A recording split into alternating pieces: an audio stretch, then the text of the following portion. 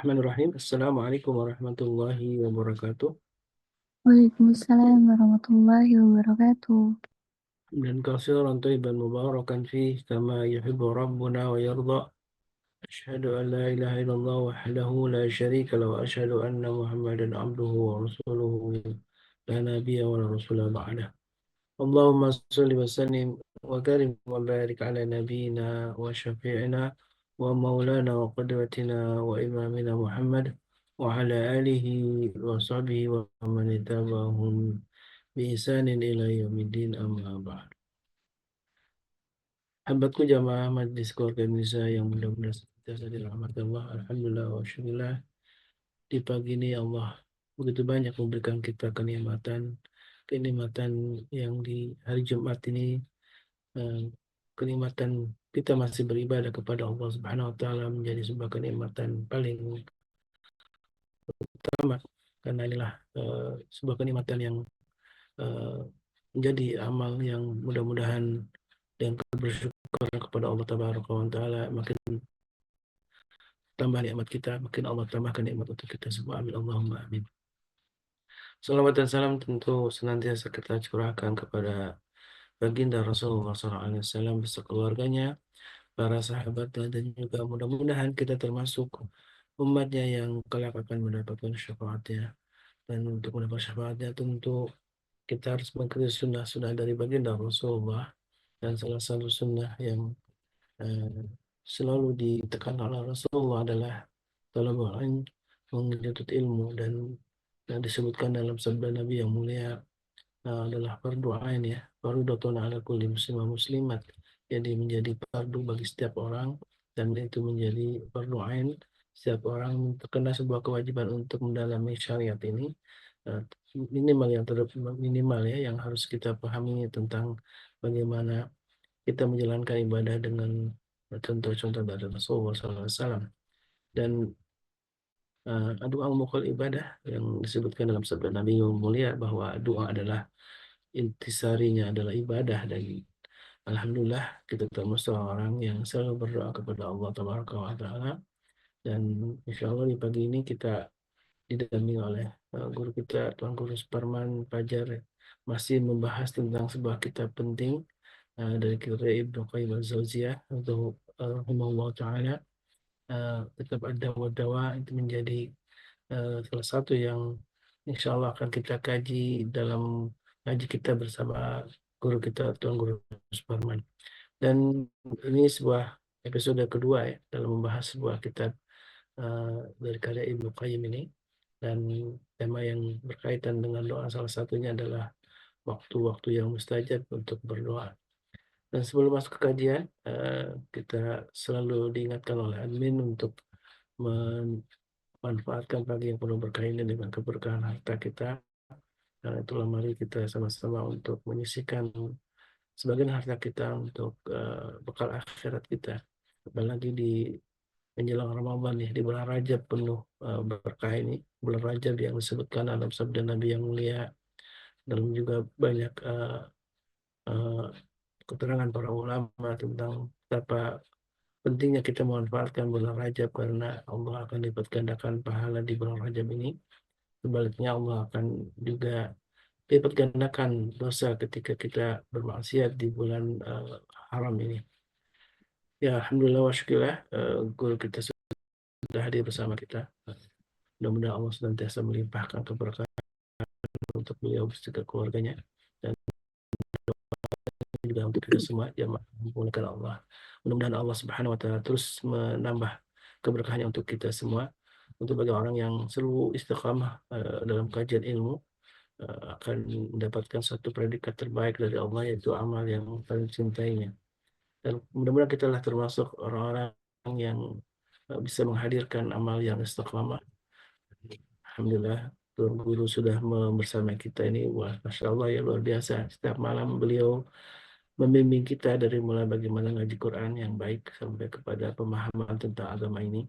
Ya, dari mulai fikih sampai tadabbur Quran. Dan tentu kita doakan yang sedang sakit, barangkali ada yang sedang sakit, kita doakan mudah-mudahan Allah segera angkat penyakitnya, dan juga yang sedang kesulitan Allah beri jalan keluar terbaik. Baik jemaah Allah, ini sebuah doa ya, karena doa menjadi bukul ibadah, intisarinya ibadah, dan tentu kita harus paham selain ada berdoa, ada satu poin penting yang sebagaimana yang akan dibahas dalam kitab ini adalah tentang waktu yang mustajab. Baik, alhamdulillah, saya persilakan Tuan Guru untuk memulai kajian. Tafadhal masyhur. Assalamualaikum warahmatullahi wabarakatuh. Waalaikumsalam warahmatullahi wabarakatuh. Alhamdulillah, wassalatu wassalamu ala rasulillah wa ala alihi wa ashabihi wa mawala wa ba'du. Allahumma la ilma lana illa ma 'allamtana innaka antal alimul hakim. Allahumma 'allimna ma yanfa'una wanfa'na bima 'allamtana wa zidna ilma wa aslih lana sya'nana kullah wa la takilna ila anfusina tarfat 'ain. Amin ya Allah ya Rabbal Alamin. Apa kabar semuanya? Alhamdulillah, Masya Allah, luar biasa. Alhamdulillah. Alhamdulillah. Flu batuk. Nah, Gak mau. Apa kabar? Alis. Alhamdulillah, Ustaz. Masya Allah, Bunda Darmi sedang jogging. Sehat, Ustaz. Negeri Alhamdulillah. keadaan. Iya, fisik sehat fisik, sehat rohani insya Allah. Amin. Amin ya Rabb. Syari baru pulang dari masjid nih kayaknya. Amin ya rabbal alamin. Pengen dengar kajian jadi pulang. Alhamdulillah, kita bersyukur kepada Allah Subhanahu wa Ta'ala. Di pagi hari ini kita masih diberikan berbagai macam nikmat oleh Allah Subhanahu wa Ta'ala. Yang duduk di rumah mentengin kajian lewat Zoom merupakan nikmat Allah Subhanahu wa Ta'ala. Yang olahraga dan juga mengikuti kajian ini, alhamdulillah itu juga nikmat dari Allah Subhanahu wa Ta'ala. Yang salat subuh berjamaah di masjid, karunia Allah yang besar. Maka bersyukurlah kita kepada Allah Subhanahu wa Ta'ala bahwa kebaikan-kebaikan yang kita dapatkan dalam hidup ini karena rahmat dan kasih sayang Allah. Semoga nikmat yang Allah berikan menjadi penyebab kita mendapatkan kemuliaan di hadapan Allah dan meningkatkan kualitas amal ibadah dan kesalehan kita insya Allah. Salawat salam kita sampaikan kepada Rasulullah Sallallahu Alaihi Wasallam yang mengajarkan kita akan arti syukur yang sebenarnya. Bersyukur kepada Allah, mengikuti sunnah Nabi Sallallahu Alaihi Wasallam. Bersyukur kepada Allah dengan meneladani baginda Rasulullah Sallallahu Alaihi Wasallam, baik dalam perbuatan, baik dalam ucapan, dalam kehidupan sehari-hari. Dan Rasul Sallallahu Alaihi Wasallam sosok manusia yang paling tinggi kesyukurannya kepada Allah Subhanahu wa Ta'ala, yang kemudian kita jadikan sebagai teladan dalam hidup kita untuk meraih ridha Allah. Alhamdulillah, jamaah sekalian Allah muliakan, kita lanjutkan membahas kitab Ad-Da' wad-Dawa Al-Imam Ibnu Qayyim Al-Jauziyah. Pada pertemuan yang lalu kita membahas hal-hal yang terkait dengan doa. Nah, di dalam doa ini ada poin penting yang harus kita perhatikan. Terkadang ini luput dari kita, tidak memperhatikan poin ini. Padahal poin ini sangat menentukan akan kualitas doa kita kepada Allah Subhanahu wa Ta'ala. Maka saya mengingatkan kita semua bahwa kalau kita melakukan sesuatu, maka hendaknya perkara yang kita lakukan ini harus betul-betul kita perhatikan, ya, bukan hanya sekedar melakukan, bukan sekedar melaksanakan, ya. Tapi betul-betul kita memperhatikan apapun yang terkait dengan apa yang kita lakukan, terutama ketika kaitannya ibadah kepada Allah Subhanahu wa Ta'ala. Dan di antara ibadah yang sangat berkualitas dan memiliki kedudukan yang penting, yang mulia, yang tinggi di sisi Allah adalah yaitu doa, berdoa kepada Allah. Dan itu sudah kita bahas pada pertemuan yang lalu. Nah, poin penting yang harus menjadi perhatian kita dalam doa ini adalah terkait dengan waktu kita berdoa. Ya. Waktu kita berdoa. Sehingga doa yang kita langitkan, yang kita panjatkan kepada Allah Subhanahu wa Ta'ala segera diijabah, dikabul oleh Allah Subhanahu wa Ta'ala. Karena waktu kita berdoa adalah waktu-waktu yang mustajab. Ya. Di antara waktu-waktu yang mustajab yang disebutkan oleh muallif, ya, pengarang kitab ini adalah waktu sepertiga malam terakhir, ya, sepertiga malam, di ujung sepertiga malam.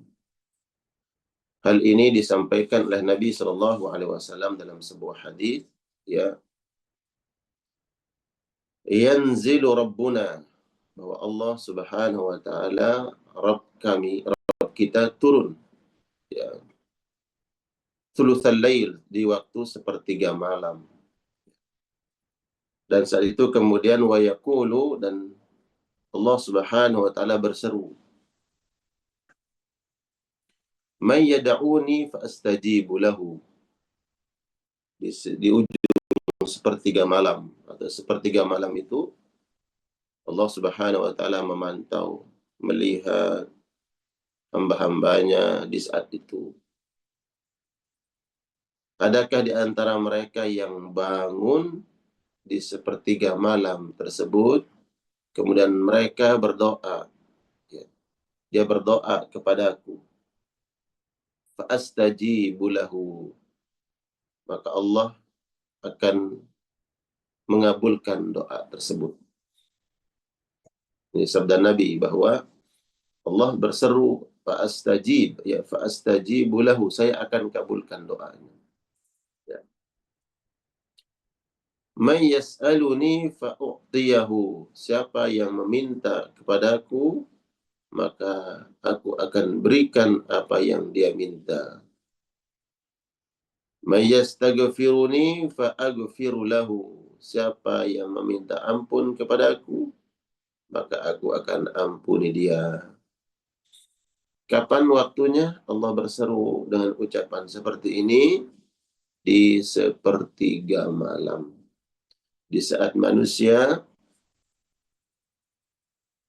sedang terlelap tidur. Kemudian ada hamba-hamba Allah yang betul-betul berharap kepada Allah Subhanahu wa Ta'ala.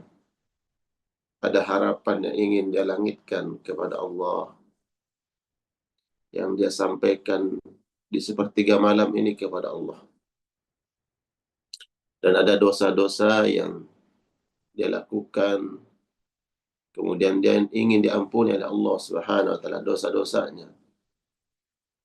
Dia bermunajat, dia minta ampun kepada Allah di sepertiga malam, maka Allah akan kabulkan. Jadi penting ini, ya, kita melatih, mentarbiyah, mentadrib, ya, membiasakan diri kita. Ya. Alhamdulillah di majelis kita ini, majelis keluarga Indonesia, ada grup yang dibuat, ya. Mana koordinatornya? Siapa koordinator untuk sholat tahajud, sholat malam? Dan Nadia. Masya Ya Tuan Guru. Jadi sudah dipastikan insya Allah koordinatornya setiap malam bangun untuk sholat tahajud. Karena tugasnya itu, Amin ya Rob. berarti yang membangunkan sudah bangun terlebih dahulu. Ya. Yang diajak untuk sholat, ya, teman-teman, sahabat, ya, teman kita di Majelis Keluarga Indonesia ini, maka insya Allah yang mengajak pun sudah dipastikan insya Allah juga melaksanakan. Semoga Allah Subhanahu wa Ta'ala bimbing kita semua. Nah, tentu ini Amin ya Rob. upaya untuk merealisasikan ya, daripada hadis Nabi Shallallahu Alaihi Wasallam, ingin diijabah doa-doa kita dan dosa-dosa kita diampuni. Ada waktu yang harus kita kejar, harus kita raih, yang kita upayakan dengan sungguh-sungguh bisa melaksanakan kebaikan di waktu tersebut, yaitu sepertiga malam. Kemudian waktu yang kedua yang mustajab adalah antara azan dan iqamah. Ya. Ini berlaku ya sahabat sekalian, jamaah sekalian Allah muliakan, baik yang menghadiri sholat berjamaah di masjid ataupun mereka yang di rumah. Di rumah yang saya maksud adalah kaum hawa, ya, para muslimah yang tidak dituntut oleh Allah melaksanakan sholat 5 ya, waktu secara berjamaah di masjid. Mereka tidak dituntut untuk itu. Tapi kalau mereka ingin sholat berjamaah di masjid, ya dipersilahkan, diperbolehkan dalam syariat. Selama ya, terjaga, terhindar dari fitnah. Nah, di antara azan dan iqamah adalah waktu yang mustajab untuk kita berdoa. Terlebih bagi para kaum muslimin, laki-laki yang menghadiri sholat jamaah di masjid. Ya. Nah, sebenarnya ini motivasi kita untuk ya bisa memanage waktu dengan baik, ya, disiplin dalam beribadah. Hadirlah ke masjid dalam melaksanakan sholat berjamaah, utamakan sebelum azan dikumandangkan. Ya, nah, itu diupayakan azan dikumandangkan sehingga azan berlangsung, kita sudah di masjid. Setelah azan kita sholat qabliyah, ya, kemudian kita berdoa sebelum muadzin mengumandangkan iqamah. Nah, para kaum hawa ya yang sholat di rumah, maka apabila suami ya anak laki-laki kita dia di rumah, maka ajak seru ya, perintahkan mereka untuk sholat berjamaah di masjid untuk mendapatkan ya, nilai-nilai kebaikan ini. Jadi di antara azan dan iqamah ada waktu yang mustajab untuk kita berdoa. Hal ini disampaikan oleh Nabi Shallallahu Alaihi Wasallam dalam beberapa hadis terkait dengan waktu yang mustajab antara azan dan iqamah. Nabi Shallallahu Alaihi Wasallam bersabda, "Ad-du'a'u la yuraddu bainal adhani wal iqamati." Ad-du'a, doa yang dipanjatkan, ya, la yuraddu, tidak akan ditolak, bainal adhani wal iqamah, manakala doa tersebut dipanjatkan di antara azan dan iqamah. Ya, azan dan iqamah. Subhanallah, ya. Tadi saya sampaikan bahwa ini sebenarnya juga mengajak kita untuk disiplin dalam ibadah.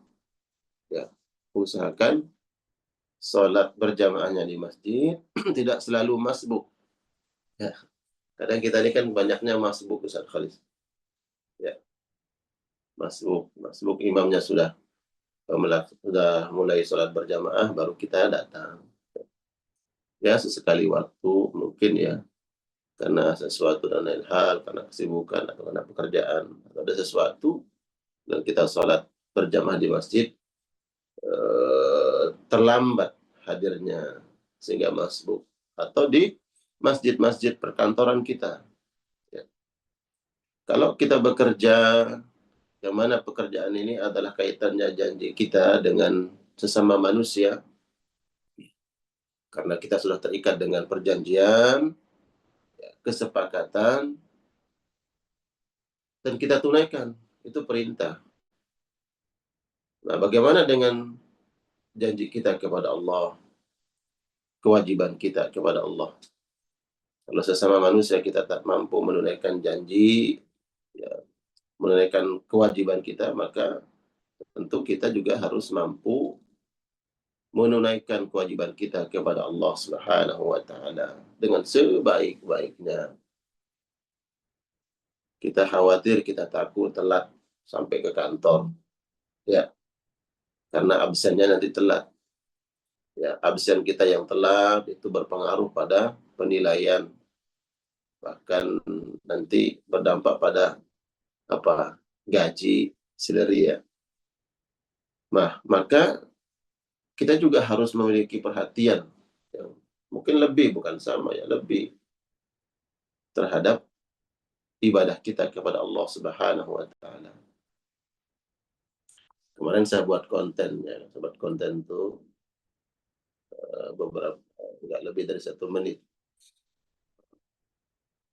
Kita keluar rumah pagi buta, pulang larut malam, itu bisa untuk mengejar dunia. Masa untuk mengejar akhirat, bangun pagi-pagi, sholat berjamaah di masjid, nggak bisa. Kan malu sama Allah sekali. Betul nggak? Coba lihat nih, rutinitas kita sehari-hari. Ya Allah, malamnya kita udah siapkan apa keperluan-keperluan kita untuk pekerjaan. Yang malam-malam kita udah ingatkan sopir, ya, besok pagi kita berangkat pagi-pagi ya, tolong siapkan mobil sudah dihidupi dan sekian, kita berangkat dan sekian, siapkan ini dan itu. Ya. Bahkan itu setiap hari begitu. Namun pas libur nih Ustaz Khalis, persiapan kita untuk sholat subuh berjamaah besok tuh nggak ada persiapan. Santai-santai aja, biasa-biasa aja. Sedangkan yang kita kejar nih kan, mana yang lebih berharga, mana yang lebih bernilai, mana yang lebih menyelamatkan kita dalam kehidupan ini. Tentu adalah yang kaitannya dengan akhirat, itu lebih utama. Maka malu sama Allah kalau urusan dunia kita begitu getol, tapi urusan akhirat kok malas-malesan, ya. Malu sama Allah. Ya. Jadi waktu yang mustajab kedua adalah antara azan dan iqamah. Nabi mengatakan doa akan diterima oleh Allah dan tidak ditolak bila mana dikumandangkan atau dilantunkan doa tersebut antara azan dan iqamah. Azan, iqamah itu di masjid. Ya, azan dan iqamah itu di masjid. Diiklankan dengan suara yang keras. Berarti ada perintah untuk kita datang ke masjid. Kemudian yang ketiga, waktu yang mustajab untuk kita berdoa adalah setelah melaksanakan sholat wajib.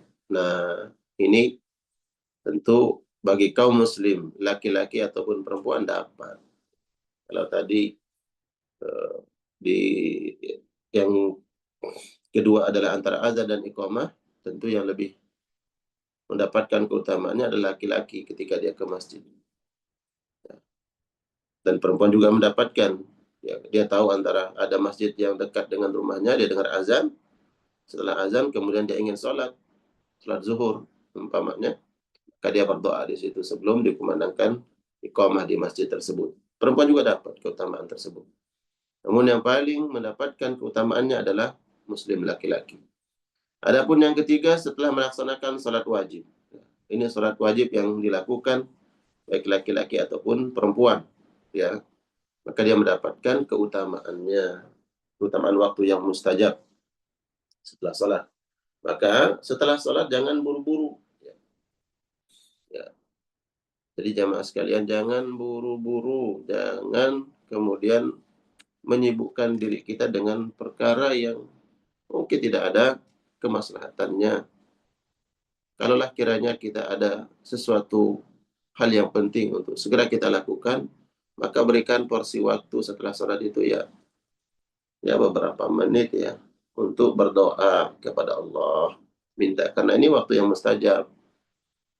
Tidak ada jaminan kita sampai pada waktu berikutnya. Nanti saja kita doa, umpamanya di sholat berikutnya. Ya, tentu tidak ada jaminan bahwa kita sampai di waktu berikutnya. Ketika kita berada di waktu zuhur, kemudian kita berangan-angan nanti di waktu asar saja kita perbanyak doa, belum tentu. Ya. Allahu a'lam. Mungkin di antara rentang waktu itu, waktu zuhur dan asar, ternyata seseorang meninggal dunia. Sehingga luput waktu zuhurnya, luput waktu asarnya. Jadi setelah sholat fardu, jangan lupa berdoa. Ya. Jadi jamaah, saya ingatkan kita semua, apapun hajat-hajat kita, harapan kita ya, kita harus memperhatikan di waktu-waktu yang mustajab. Nabi SAW sampaikan di dalam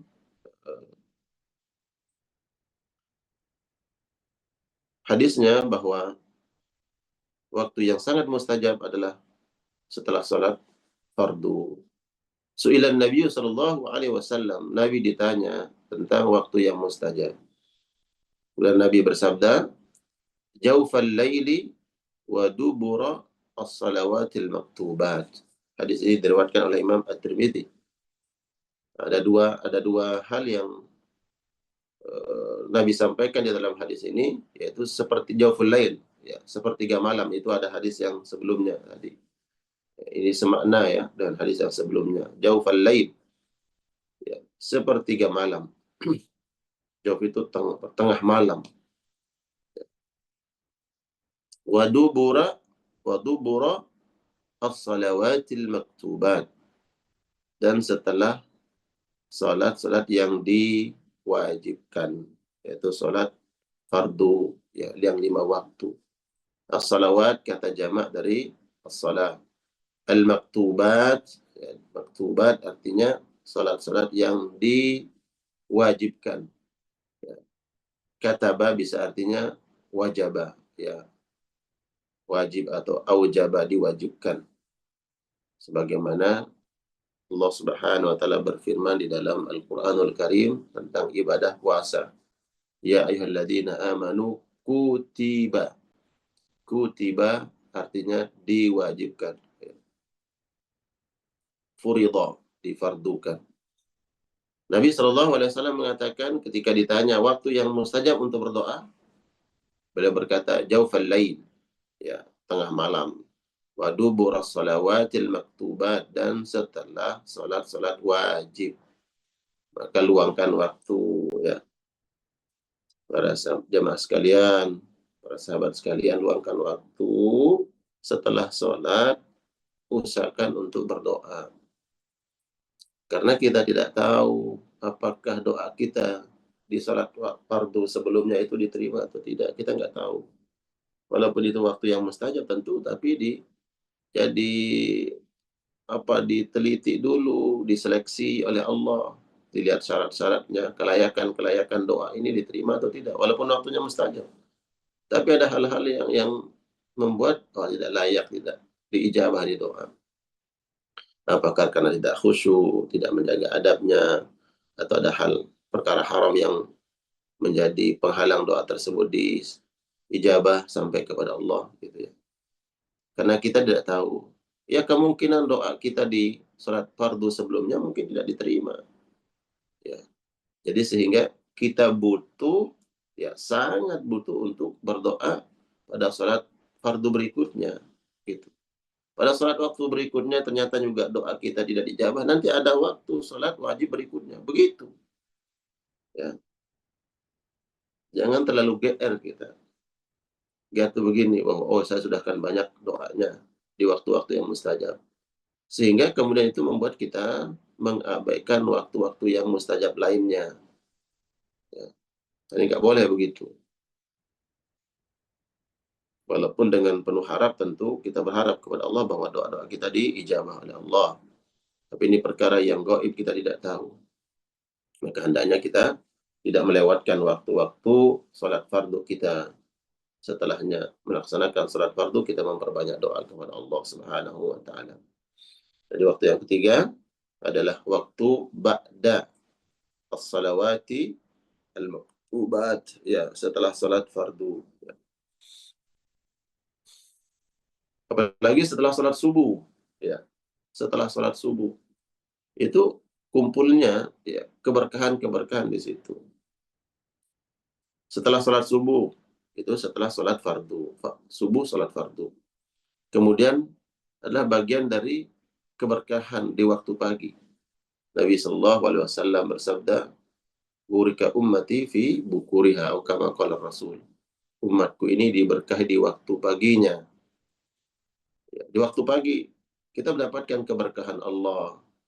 Semenjak terbitnya fajar, kita keluar dari rumah, melangkahkan kaki dengan penuh semangat mengharap wajah Allah, mengharapkan dan meraih ridha Allah, berangkat ke masjid. Itu dapat berkah. Langkah kaki dapat berkah. Ya. Kemudian setelah sholat fardunya kita berdoa. Itu waktu yang mustajab dan waktu yang berkah. Ya. Jadi bangunlah, ya, rumah tangga kita, kehidupan kita ini, ya, bangun dengan sebaik-baiknya. Dengan apa? Meraih waktu-waktu yang mustajab ini. Ya. Itu terkait waktu, ya. Kemudian waktu yang mustajab adalah setelah sholat, ya, asar di hari Jumat. Setelah sholat asar di hari Jumat. Jadi ba'da asar sampai terbenamnya matahari, tibanya waktu maghrib, ini ada waktu yang mustajab, ya. Tapi sangat singkat. Di antara sholat asar, yaumal Jum'ah, dari Jumat, sampai datangnya waktu maghrib, itu ada waktu, ya. Waktu yang mustajab. Hanya beberapa saat saja. Yang Nabi SAW, ya, sampaikan bahwa di antara waktu yang mustajab itu adalah ba'dal asri, setelah sholat asar di hari Jumat. Dan itu waktunya singkat. Apakah kalau asar umpamanya, kita asumsikanlah asar itu jam 3.30 umpamanya. Apakah itu waktu tersebut jam 4, ya, dari jam 4 sampai jam 4 lewat 5 menit, atau setengah 5, atau jam 5 beberapa menit saja, atau menjelang maghrib, kita nggak tahu, itu dirahasiakan oleh Allah.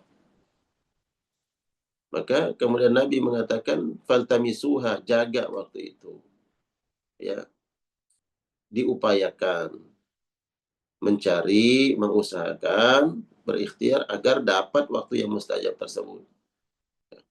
Artinya kemudian setelah sholat asar itu kita jangan meninggalkan doa di hari Jumat, terutama di hari Jumat. Kalau tadi secara umum adalah sholat, kemudian kalau di hari Jumat, ba'dal asri, mulai setelah sholat asar itu silakan berdoa. Jangan-jangan memang waktu yang mustajabnya di hari Jumat itu adalah detik-detik setelah sholat asar. Kita nggak tahu. Atau jam 5 kah, setengah 5 atau setengah 6. Barang siapa yang tepat waktu dia berdoa adalah waktu yang diijabah oleh Allah, maka akan dikabulkan apa yang dia minta. Ya. Ibnu Qayyim dalam kitab beliau Zadul Ma'ad, kalau ini kan Ad-Da' wa Dawa, kitab Ibnu Qayyim Al-Jauziyah, dalam kitab yang lain yaitu Zadul Ma'ad, beliau mengatakan, akhiru sa'atin ba'dal asri yu'azzimuha ahlul milal. Waktu setelah sholat asar adalah waktu yang diagungkan oleh pemeluk agama yang lain.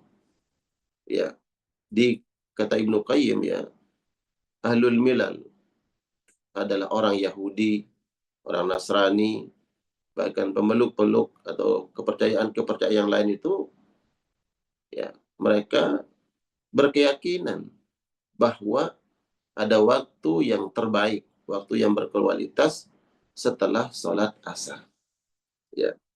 Terlebih kita sebagai umat Islam yang langsung mendapatkan, ya, berita khabar dari Nabi Shallallahu Alaihi Wasallam bahwa setelah sholat asar di hari Jumat itu ada waktu yang dimuliakan oleh Allah, waktu yang istimewa, memiliki kualitas yang mulia dibandingkan dengan waktu-waktu yang lain.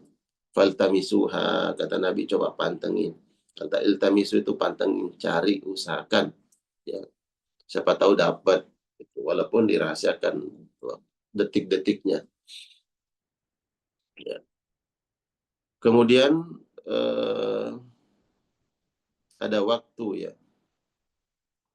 Setelah ini terkait hadis ya, hadis yang tadi setelah sholat asar di hari Jumat, Nabi Shallallahu Alaihi Wasallam bersabda, Yaumul Jum'ati ithnata asyara sa'atan la yujadu fiha abdun muslim yas'alullaha syai'a illa atahu iyyahu faltamisuha akhir sa'atin ba'dal asri. Di hari Jumat itu ada 12 jam. Di hari Jumat ada 12 jam. Ini kalau kita hitung dari pagi ya, sampai sore. Katakanlah pagi dari jam 6, 7, 8, 9, 10, 11, 12. Ya. 1, 2, 3, 4, 5. Ya. Sampai jam 5, jam 6. Tiba waktu maghrib. Ya. Jadi setelah terbitnya matahari, kalau sekarang terbitnya matahari kurang lebih ya jam 6 kurang dikit ya. Dan kadang jam 6 tepat atau jam 6 lewat. Dari jam 6 sampai jam 7 itu udah 1 jam. Sampai maghrib 12 jam. Kata Nabi, di hari Jumat semenjak terbitnya matahari ya sampai terbenamnya matahari ithnata asyara sa'atan, 12 jam. La yujadu fiha abdun ya muslim yas'alullaha syai'a illa atahu. Dan tidaklah seorang muslim mendapati waktu tersebut, yaitu yang di 12 jam tersebut, dari pagi sampai sore, dia berdoa kepada Allah. Dia minta. Di hari Jumat. Nah, ini hari Jumat nih. Ya, sudah melewati jam 6. Ya, jadi ada waktu-waktu yang mustajab. Kecuali Allah akan berikan, Allah akan kabulkan doanya. Apa yang dia minta, illa atahu iyah. Kecuali Allah akan berikan apa yang dia minta. Faltamisuha, maka coba cari dia dengan berusaha, berupaya. Kemungkinan, kata Nabi, akhiru sa'atin ba'dal asri. Kemungkinan waktu yang sangat mustajab itu adalah di akhir ya waktu setelah sholat asar. Akhiru sa'atin ba'dal asri. Di detik-detik terakhir setelah sholat asar. Ya. Ya, kemungkinan adalah menjelang maghrib, ya, 5:30 atau jam 5, 4:30 setelah sholat asar. Itu waktu yang sangat berpotensi doa-doa kita diijabah oleh Allah Subhanahu wa Ta'ala. Ya. Jadi ada beberapa waktu yang hendaknya kita upayakan, kita jaga. Yang pertama adalah sepertiga malam, dan yang kedua antara azan dan iqamah. Yang ketiga setelah melaksanakan salat fardu. Yang keempat itu setelah salat asar, ya, setelah salat asar di hari Jumat. Kemudian terkait dengan teks doa yang diajarkan langsung oleh Nabi Shallallahu Alaihi Wasallam, yang mana doa tersebut apabila kita baca sesuai teks yang diajarkan oleh Nabi, maka sangat berpotensi doa kita dikabul oleh Allah. Nah, ini bisa kita gabungkan jamaah ya. Ada doa yang langsung Nabi ajarkan. Kalau kita baca doa ini dengan redaksi yang diajarkan langsung oleh Nabi, maka besar kemungkinan doa tersebut diijabah. Kapanpun doa tersebut kita panjatkan. Ya, kita baca doa tersebut kapanpun. Nah, bagaimana kemudian kita berupaya menggabungkan dua kebaikan ini? Ya, doa yang langsung lafaznya diajarkan oleh Nabi, kemudian kita baca doa tersebut di waktu yang mustajab. Nah, ini menggabungkan. Ya, jadi kita berupaya untuk mencerdaskan diri kita ya, bahwa ini ada doa langsung yang diajarkan oleh Nabi, lafaz-lafaznya, ya. Kemudian ada waktu yang dijanjikan oleh Allah lewat nabinya, mustajab doa kita. Nah, ini digabungkan. Bacalah doa yang diajarkan oleh Nabi di waktu-waktu yang mustajab. Di antara lafaz doa yang diajarkan oleh Nabi adalah Allahumma inni as'aluka bi anni asyhadu annaka antallah la ilaha illa anta al-ahadu as-samadu lam yalid wa lam yulad wa lam yakul lahu kufuwan ahad. Ya, kalau saya tidak lupa ini pernah saya sampaikan ke para jamaah ya di pengajian malam kita di majelis tazkiyah malam ba'da Isya. Ya, di majelis tadabbur Al-Qur'an. Saya pernah sampaikan tentang doa ini. Ya, hafalkan doa yang redaksinya, ya, redaksi doanya langsung diajarkan oleh Nabi. Ya, penting untuk kita baca.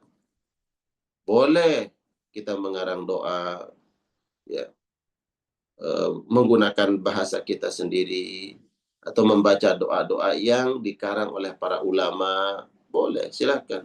Terkait redaksi doa, mungkin konten doa itu sangat cocok dengan problem, ya, dengan apa yang kita hadapi, yang kita inginkan, sehingga kita membaca doa tersebut. Tapi yang tidak kalah pentingnya adalah, ya jamaah sekalian, kita membaca doa yang redaksi doa tersebut, ya, lafaznya diajarkan langsung oleh Nabi. Ya, ada seorang sahabat yang berdoa dengan doa ini, yang sebelumnya Nabi belum ajarkan. Tapi setelah sahabat ini membaca doa tersebut, ya, Nabi mengomentarinya bahwa apa yang dilafazkan redaksi doa oleh sahabat tersebut merupakan doa yang sangat disenangi oleh Allah Subhanahu wa taala, sehingga Allah akan mengabulkan doanya.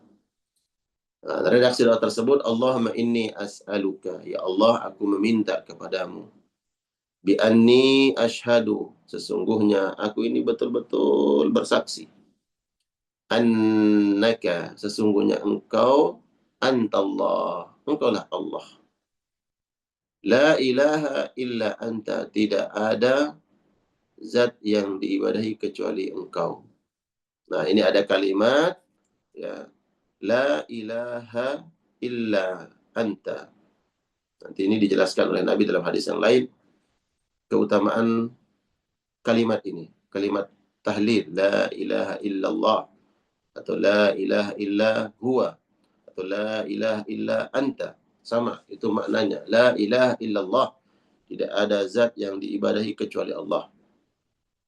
La ilaha illa anta, tidak ada zat yang berhak untuk diibadahi kecuali engkau, ya Allah.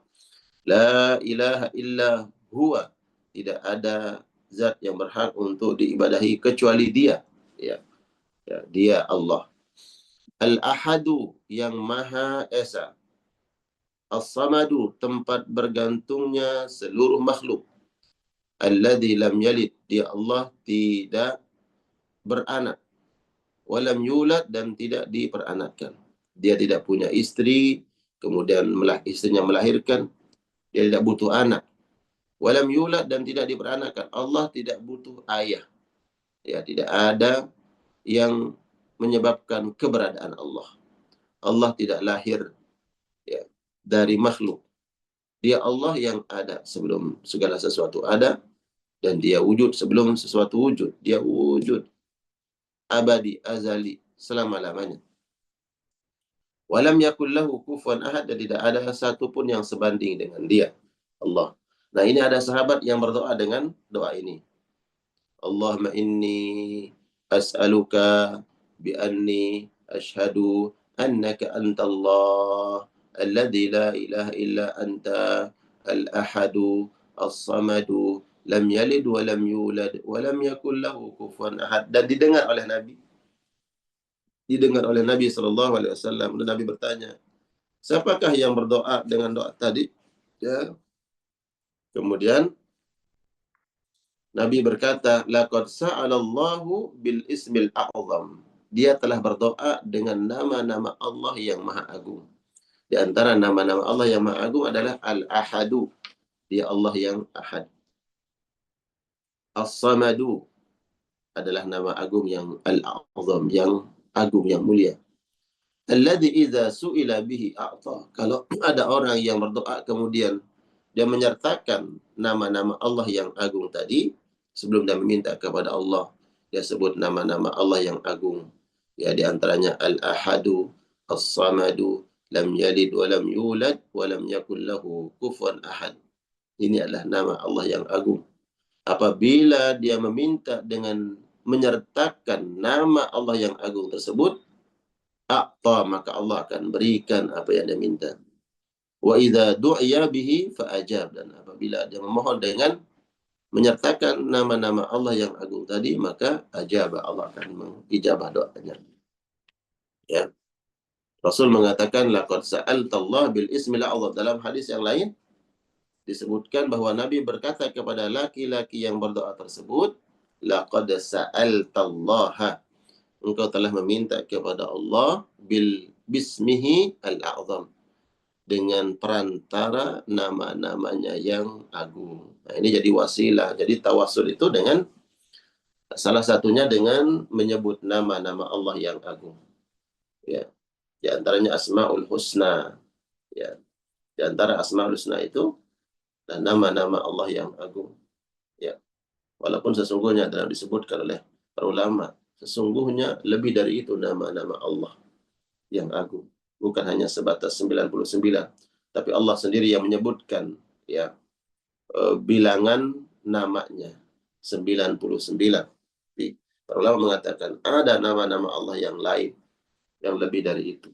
Nah, bila mana kita berdoa dengan menyebut nama Allah yang agung, diantaranya adalah Asmaul Husna yang 99, maka Allah akan kabulkan doa. Ya.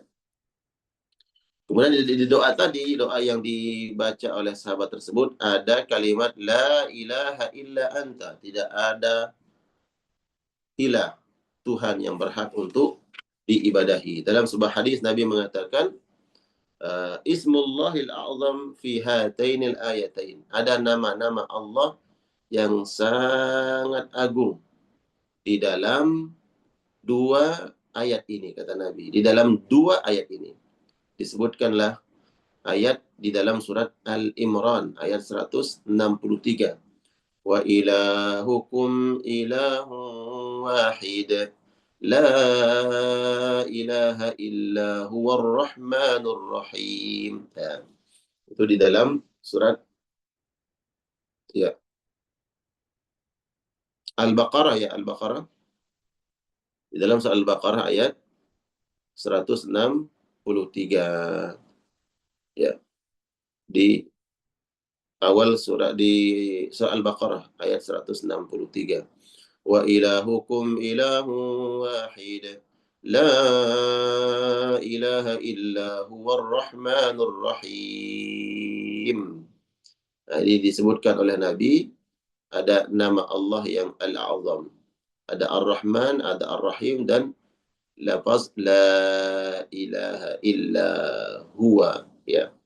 Tidak ada zat yang berhak untuk diibadahi kecuali dia. Dan di awal surat Al-Imran, Alif Lam Mim, Allahu la ilaha illa huwal hayyul qayyum. Ada lafaz la ilaha illa, lafaz tahlil. Kemudian nama Allah yang agung, Al-Hayyu Al-Qayyum. Al-Hayyu yang maha hidup, Al-Qayyum Allah berdiri sendiri, tidak butuh kepada makhluk. Nah, kalau kita baca ya doa serta menyertakan nama-nama Allah yang agung, di antaranya Ar-Rahman Ar-Rahim, kemudian Al-Hayyu Al-Qayyum, dan menyertakan kalimat tahlil, maka insyaallah doanya akan dikabul oleh Allah Subhanahu wa taala. Kemudian yang terakhir jemaah yang ingin saya jelaskan adalah doa yang dibaca oleh Nabi Yunus. Ya, doa yang dibaca oleh Nabi Yunus adalah redaksi doa yang diajarkan oleh Nabi Shallallahu Alaihi Wasallam lewat hadisnya, bahwa doanya Nabi Yunus ketika ditelan ya, oleh ikan nun, ketika beliau berdakwah kemudian meninggalkan kaumnya, dan beliau dilempar ke dalam lautan kemudian ditelan oleh ikan nun, beliau berdoa kepada Allah Subhanahu wa taala. Doanya, la ilaha illa anta subhanaka inni kuntu minadh dhalimin. Jadi kalau kita baca ya jamaah dalam doa, maka insyaallah besar kemungkinan dan berpotensi besar doa kita diijabah oleh Allah. Maka gabungkan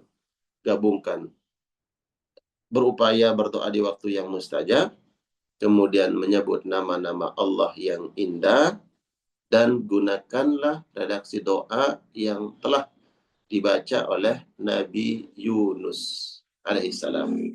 Ya, maka kekuatan waktu, kekuatan asma Allah, nama-nama Allah, dan doa yang mustajab, insyaallah ini besar. Ya, potensi doa kita diijabah oleh Allah. Ya, sertakan kalimat la ilaha illa anta subhanaka inni kuntu minadh dhalimin. Kata Nabi, innahu lam yad'u biha muslim fi syai'in qad illa istajaba Allahu lah. Dan tidaklah seorang muslim apabila dia berdoa dengan doa tersebut dalam urusan apapun, melainkan Allah akan kabulkan. Ya. Insyaallah. Coba di antara jamaah yang hadir 38 ya sahabat yang hadir, coba segera ya, selain Ustaz Khalis, siapa yang masih membersamai, yang mendengar ini, coba siapa yang hafal kalimat la ilaha illa anta subhanaka inni kuntu minadh dhalimin, la ilaha illa anta subhanak, ya, la ilaha illa anta subhanak inni kuntu minadh dhalimin. Ayo coba buka mikrofon ininya, suaranya. La ilaha La ilaha illallah. illa anta Subhanaka inni kuntu minadh dhalimin. Ya, Bunda Reni itu terdengar, Bunda, suara Bunda Reni, Bunda Nadia, Bunda Nirwan. Subhanaka inni kuntu minadh dhalimin. Pak Jusairi. Jadi semua ya, ini poin penting yang harus kita perhatikan dalam doa ya. Kita kan setiap berdoa itu pasti ingin diijabah, ingin dikabulkan. Maka perkara-perkara yang terkait dengan sebab diijabahnya doa harus kita perhatikan. Di antaranya adalah redaksi doa. Redaksi doa itu sangat penting. Ini disebutkan di dalam Al-Qur'anul Karim. Ada doa yang disebutkan di dalam hadis ya. Yang di dalam Al-Qur'an, la ilaha illa anta subhanak inni kuntu minadh dhalimin, itu ada di dalam surat Al-Anbiya ayat 87 ya. Al-Anbiya 87. Kita berdoa, Rabbana hab lana min azwajina wa dhurriyyatina qurrata a'yunin waj'alna lil muttaqina imama. Allahumma ij'alil Qur'an li qulubina dhiya'a wa li absarina jila. Sampai doa-doa yang lain kita baca ya. Allahumma inna nas'aluka salamatan fid din wa afiyatan fil jasad wa ziyadatan fil ilmi wa barakatan fil rizqi wa taubatan qabla al maut wa rahmatan inda al maut wa maghfiratan ba'da al maut ya, wa najatan minan nar wa lafa inda al hisab. Semua doa-doa itu kita baca. Nah, kemudian jangan lupa membaca doa yang redaksinya diajarkan oleh Nabi, dan redaksi doa ini ada dalam Al-Qur'an. La ilaha illa anta subhanaka inni kuntu minadh dhalimin. Tidak ada zat yang berhak untuk kami ibadahi, termasuk doa adalah bentuk ibadah. Subhanaka, maha suci engkau ya Allah. Inni, sesungguhnya aku ini ya Allah, kuntu minadh zalimin, adalah orang-orang yang berbuat zalim terhadap diri sendiri. Nah, kalau kita baca ini bentuk iktiraf kita kepada Allah. Iktiraf adalah pengakuan bahwa ketika kita memohon, meminta kepada Allah, kita betul-betul berharap, karena tidak ada zat selain Allah yang mampu mengabulkan hajat-hajat kita kecuali Allah semata. Makanya ini iktiraf kita. Ya, baik. Jadi tadi sudah sampaikan ada 3 poin penting yang saya sampaikan hari ini. Pertama, carilah waktu yang mustajab untuk berdoa. Yang kedua, menggunakan redaksi langsung yang diajarkan Nabi yaitu menyebut nama-nama Allah yang agung. Di antaranya adalah kalimat tahlil, la ilaha illa anta. Kemudian nama Allah yang agung, al-ahadu, as-samadu, ahad, al-hayyu, al-qayyum. Kemudian bacalah doa yang Allah ajarkan di dalam Al-Quranul Karim. Ada sejarah ya tentang doa tersebut. Ketika Nabi Yunus sudah tidak punya upaya, bayangkan beliau berada dalam tiga kegelapan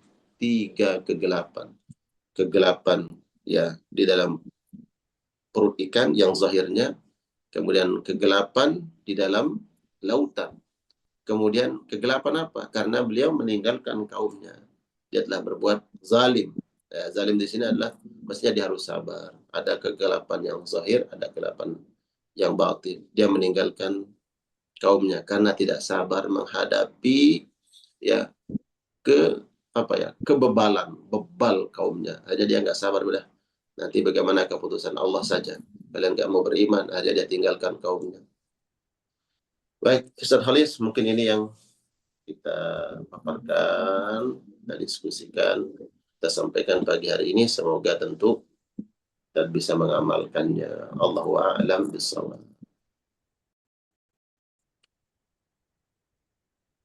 Alhamdulillah, alhamdulillah, mudah-mudahan kita bisa mengambil ya hikmah dari apa yang tadi disampaikan oleh guru kita, Guru Parman, dan mengaplikasikannya dalam kehidupan kita. Ada waktu-waktu yang mustajab, yang tentu sangat penting yang harus kita pahami.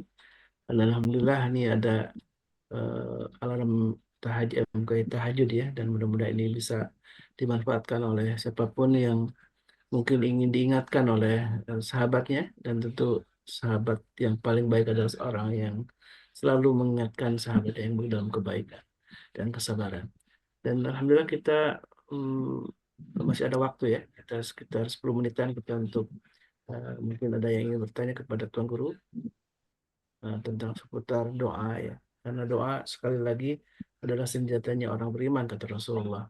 Dan tadi ada berdoa ya yang harus menggunakan nama-nama agung Allah, dan tadi ada doa yang layaknya dihafal tuh ya. Dari selain doa tadi Nabi Yunus, juga ada doa yang disampaikan oleh sahabat yang kemudian Rasulullah mengatakan juga menegaskan tentang doa itu akan dijawab oleh Allah Taala. Silakan Bunda Nurana. Assalamualaikum Ustaz. Waalaikumsalam warahmatullahi wabarakatuh. Bunda Nirwana, silakan. Mau nanya dikit. Kan ada doa Allahumma innaka afuwun tuhibbul afwa fa'fu anni. Itu bisa dibaca, kan biasanya orang baca itu dan nah bisa nggak doa itu dibaca kapan waktu kita sholat apa gitu. Masya Allah, pertanyaannya bagus sekali Bunda. Ya, makasih Ustaz. Baik. Doa Allahumma innaka afuwun tuhibbul afwa fa'fu anni. Ini kalau kita telisik ya, sebabul wurud. Sebab wurud itu adalah sebab doa itu diajarkan oleh Nabi SAW. Sebabul wurud. Jadi Ummul Mukminin Aisyah bertanya ketika Nabi menjelaskan tentang keutamaan 10 malam terakhir untuk meraih malam Lailatul Qadar. Dan Ummul Mukminin bertanya, ya Rasulullah, seandainya malam itu adalah bertepatan malam Lailatul Qadar, karena kita nggak tahu kan apakah ini malam Lailatul Qadar atau tidak, maka apa doa terbaik yang harus kami baca ya Rasulullah? Diajarkanlah oleh Nabi, ya minta Allahumma innaka afuwun tuhibbul afwa fa'fu anni. Ya, itu dibaca sebanyak-banyaknya. Secara sababul wurud memang adalah jangan lupa membaca doa ini di 10 malam terakhir bulan Ramadan secara khusus. Namun bukan berarti dikhususkan hanya di bulan Ramadan. Ya, konten doa tersebut ya kandungannya tentang kita meminta kepada Allah pemaafan Allah, pengampunan Allah, kebaikan Allah. Maka kapan saja kita meminta dengan redaksi doa tadi diperbolehkan. Ya, Allahumma innaka afuwun tuhibbul afwa fa'fu anna. Allahumma innaka afuwun tuhibbul afwa fa'fu anni. Bolehkah kita baca di setiap sholat kita di luar Ramadan atau di luar 10 malam terakhir boleh. Ya, bahkan ketika kita dalam perjalanan, ya, atau kita ingin berdoa di perjalanan, di atas kendaraan, atau kapan saja, boleh kita baca doa tersebut. Ya, begitu Bunda. Namun yang paling penting, kalau kita membaca doa di bulan Ramadan, khususnya di 10 malam terakhir, maka jangan lupakan redaksi doa tersebut. Ya, boleh berdoa A sampai Z, tapi yang jangan dilupakan gitu. Penekanan Nabi Sallallahu Alaihi Wasallam. Ya, begitu. Allah a'lam. Terima kasih Ustadz. Barakallah. Silakan. Adakah yang ingin bertanya? Bunda. Assalamualaikum warahmatullahi wabarakatuh. Waalaikumsalam warahmatullahi wabarakatuh. Silakan Bunda Nadia. Tuan Guru, ada seorang pernah berdoa begini, karena pernah dijahati orang, dia berdoa begini, ya Allah berikan peringatan pada orang itu supaya orang itu bertobat dan sadar. Nah, berapa lama kemudian, hanya sebentar, itu orangnya kecelakaan, yang berdoa jadi merasa bersalah. Itu gimana Tuan Guru? Salah nggak seperti itu doanya? Baik. Tidak boleh berdoa doa keburukan buat orang lain. Doa, ingat ya, doa keburukan. Ya Allah hancurkan si fulan, nggak boleh. Kecuali Nabi dulu pernah mendoakan kehancuran kepada suatu kaum, kepada seseorang, karena memang sudah melampaui batas. Ya, tapi dalam kitab-kitab tazkiyatun nafas, ya, dijelaskan tentang sabda Nabi bahwa tidak boleh berdoa keburukan terhadap orang lain. Ingat ya, doa keburukan. Kalau kita mengatakan, ya Allah, berikanlah pelajaran kepada orang tersebut. Maksudnya apa? Mungkin agar orang tersebut memahami kesalahannya, agar dia sadar, ya, didoakan. Kalau niatnya seperti itu, maka diperbolehkan. Tapi kalau doa, ya Allah, hancurkan dia, ya, binasakan dia, nggak boleh. Ya. Jadi mendoakan kebaikan. Kebaikan itu ya, kebaikan walaupun nanti ada secara zahir nampak buruk. Tapi kalau itu menjadi kebaikan, maka doa tersebut baik. Ya. Seperti seseorang ternyata setelah mendapatkan ujian dari Allah, barulah dia menyadari bahwa ini dosa, bahwa ini nggak boleh. Baru dia menyadari hakikat hidup, bahwa oh ternyata ya kita harus dekat dengan Allah. Ya. Dia eling, dia sadar itu setelah dapat ujian. Nah, kalau umpamanya doa kita niatnya seperti itu, maka diperbolehkan. Pada prinsipnya diperbolehkan. Itu kembali kepada niat kita. Apa sih niat kita mendoakan itu? Apakah niat keburukan atau tidak? Gitu ya. Kalau betul-betul ya Allah berikan pelajaran kepada bersangkutan, semoga dia paham, dia mengerti ya bahwa dia salah sebenarnya. Ya, bahwa setiap keburukan yang dilakukan nanti ada balasannya gitu. Niatnya adalah semoga seseorang itu mendapat petunjuk, maka diperbolehkan. Tapi kalau motivasinya dominan adalah karena kebencian, karena kebencian, amarah bahwa orang itu biar dapat azab, dapat musibah gitu ya. Intinya dapat musibah, maka nggak boleh. Ya. Allah yang tahu apa yang dalam kalbu kita. Ya. Jadi tidak boleh mendoakan keburukan kepada orang lain, tidak boleh mendoakan putus hubungan silaturahmi, ya, tidak boleh berdoa dengan kalimat-kalimat yang buruk. Begitu ya, Bunda Nadia. Allahu a'lam. Baik Tuan Guru, jazakallahu khairan. Kembali kepada niatnya dan bersangkutan lebih tahu tentang apa yang ada dalam hatinya. Lanjut, Abah. Silakan. Baik, Assalamualaikum warahmatullahi wabarakatuh. Waalaikumsalam. Pak Guru, ada 2 pertanyaan nih terkait dengan doa. Yang pertama, saya sering berdoa seperti ini. Ya Allah, berilah peringatan dan teguran kepada sipulan yang telah menzolimi kami. Kemudian setelah kau beri peringatan, berilah dia petunjuk, berilah dia hidayah, agar kembali ke jalan yang benar. 1. Nah, yang kedua, untuk yang Zionis Israel ini, saya setiap hari doanya mengutuk, ya Allah, azablah, siksalah, hancurkanlah Zionis Yahudi Israel, ya Allah. Nah, itu gimana, Pak Ustadz? Iya. Syukran. Barakallah, pertanyaan yang pertama tadi senada dengan pertanyaan Bunda Nadia. Jadi kalau niatnya ya Allah berikan peringatan kepada si fulan atau terhadap yang mungkin kita sebut namanya atau siapa atau kelompok apa gitu ya. Setelah itu ya Allah berikan petunjuk. Ya, berarti niatnya kan doanya kebaikan.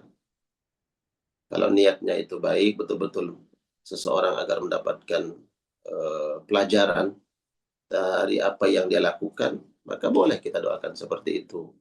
Ya, ini kan pertanyaan boleh atau tidak. Tentu kalau pertanyaannya boleh ya boleh karena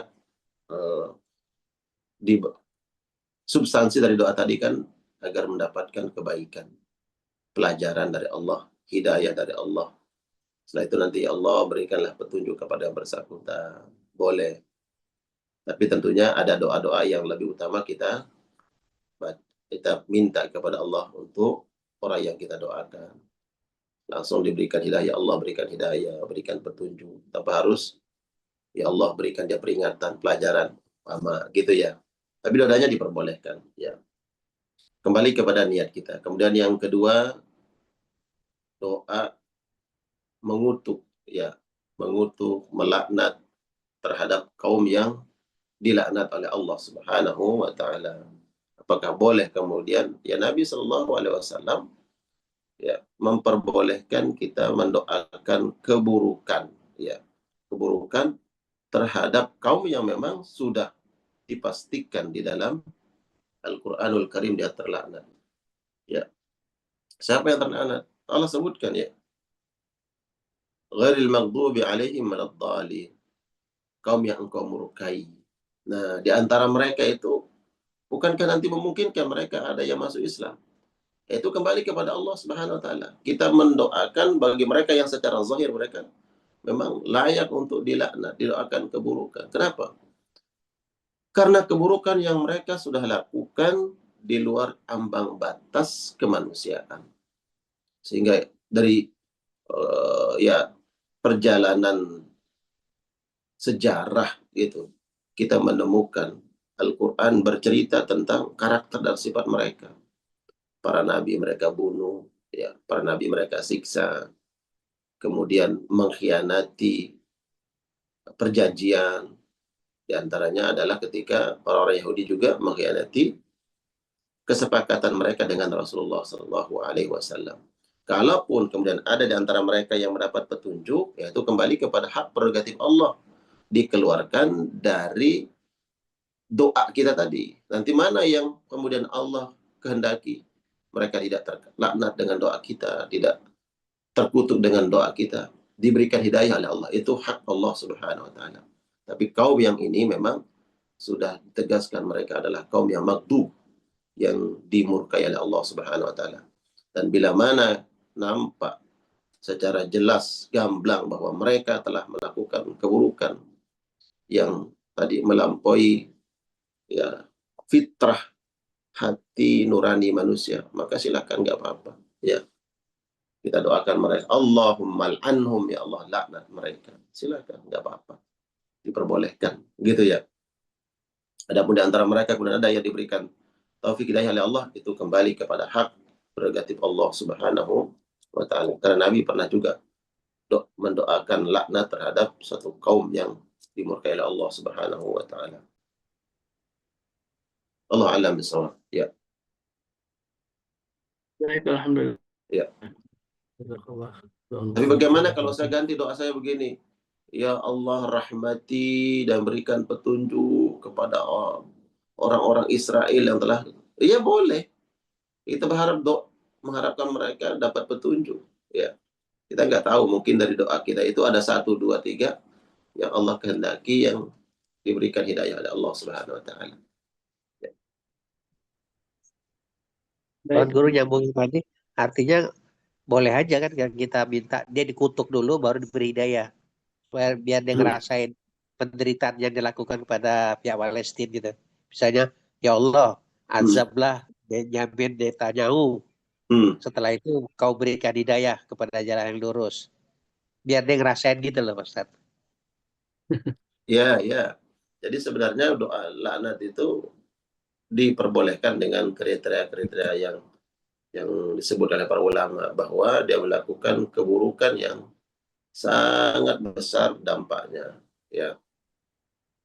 Bahkan mereka sudah di luar ambang batas ya rasa kasih sayang, di luar ambang batas rasa kemanusiaan. Kalau mereka melakukan keburukan yang dampak keburukannya itu sangat besar dan sangat luas, boleh kita mendoakan seperti itu. Ya. Kalau kita doakan hidayah boleh silakan. Ya. Tapi kalau kita kayaknya pesimis kita ya dia dapat hidayah, Allahu a'lam, itu hak prerogatif Allah Subhanahu wa ta'ala. Gitu. Walaupun nanti ada yang menegur, kenapa di doa laknat terus ada Israel? Ya. Kenapa doa laknat? Kenapa enggak doa hidayah? Ya. Ya mungkin ada yang mendoakan hidayah, mendapatkan kebaikan. Tapi dengan apa yang mereka lakukan, telah membuat kerusakan, kezaliman. Satu nyawa yang dihilangkan bukan karena hak, itu lebih besar keburukannya di hadapan Allah dibandingkan dengan hancurnya Ka'bah. Bayangkan. Satu nyawa. Ini bukan satu nyawa lagi. Ya. Sudah ratusan ribu nyawa yang melayang tanpa hak dizalimi, ya, disakiti karena kezaliman mereka. Maka silahkan boleh didoakan keburukan. Allah alam bissawab.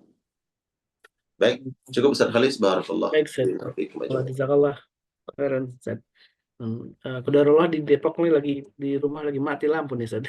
Oh, tapi wajah antum bercahaya, berarti cahaya iman. Iya, ada cahaya dari ini khusus. Masya Allah, barakallah. Tapi ini internetnya udah langsung tiba-tiba mati, dan mudah-mudahan Allah mudahkan nih untuk bisa tetap Pak bisa terus online ya untuk ngaji bersama para guru kita. Amin ya Allah ya Rabbal Alamin. Baik, jamaah Allah, alhamdulillah wa syukurillah, di pagi ini kita sudah mendapatkan nasihat penting dari guru kita. Mudah-mudahan Allah Subhanahu wa taala limpahkan keberkahan untuk semua. Tentu menjadi sebuah kenikmatan kita bisa bermula setiap pagi bersama para guru kita di MKI, dan kenikmatan di hari Jumat ini tentu, dan di bulan Rajab tentunya masih ada waktu untuk kita manfaatkan. Tadi selain untuk berdoa, tentu amal-amal kebaikan banyak yang harus dilakukan, yang bisa dilakukan di hari Jumat ini. Bersedekah yang bisa kita lakukan. Kemudian ada momen tadi penting di waktu di hari Jumat ini ya, untuk doa yang mustajab, yaitu di asar ba'da asar, dan jangan sampai kita lewatkan untuk menjadikan hari Jumat hari yang paling penting bagi kita untuk berdoa kepada Allah Tabaraka wa Ta'ala. Baik, ya Allah, mari kita tutup majlis ini dengan doa kafaratul majlis. Subhanakallahumma wa bihamdika asyhadu an la ilaha illa anta astaghfiruka wa atubu ilaik. Alhamdulillahi wa iyyakum. Assalamualaikum warahmatullahi wabarakatuh.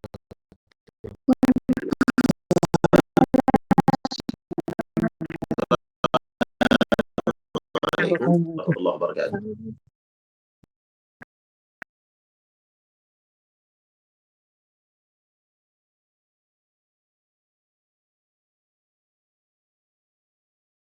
لنا إماما ونورا وهدى ورحمة اللهم ذكرنا منه ما نسينا وعلمنا منه ما جهلنا